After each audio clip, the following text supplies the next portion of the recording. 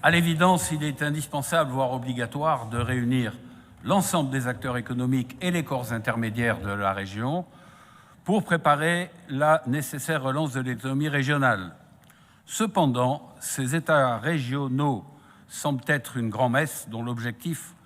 serait de trouver un consensus autour de la procédure de révision du schéma régional de développement économique, d'innovation et d'internationalisation, ces fameux SRDE2I, que l'État impose à toutes les régions de notre pays. Vous évoquez par ailleurs, et vous venez de le faire, le pré-rebond de la BPI, Fonds national de solidarité que la région abonde, Fonds Covid résistance avec la Banque des territoires,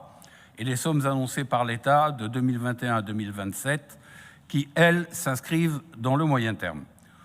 Loin de nous l'idée de dénigrer ces diverses aides, mais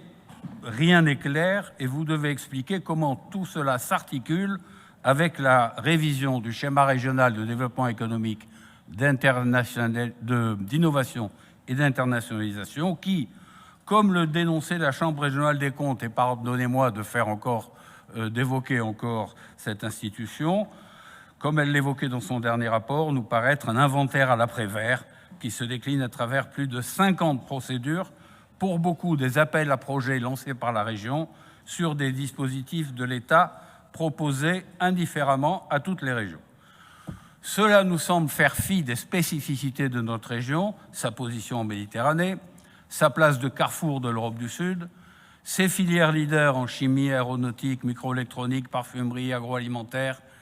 et sa fréquentation touristique en partie assise sur une offre culturelle remarquable. Tout cela voudrait que la région propose à l'État ses priorités et non l'inverse. Vous avez peut-être essayé de le faire à travers les opérations d'intérêt régional, mais leur mise en œuvre nous paraît jusqu'à présent peu efficace. Tout cela de plus produit une politique difficilement lisible dont les résultats concrets sont impossibles à vérifier. Monsieur le Président, mes chers collègues, la gestion d'une compétence transférée doit nous imposer d'avoir notre vision de l'avenir de Provence-Alpes-Côte d'Azur, de savoir où nous voulons conduire notre région,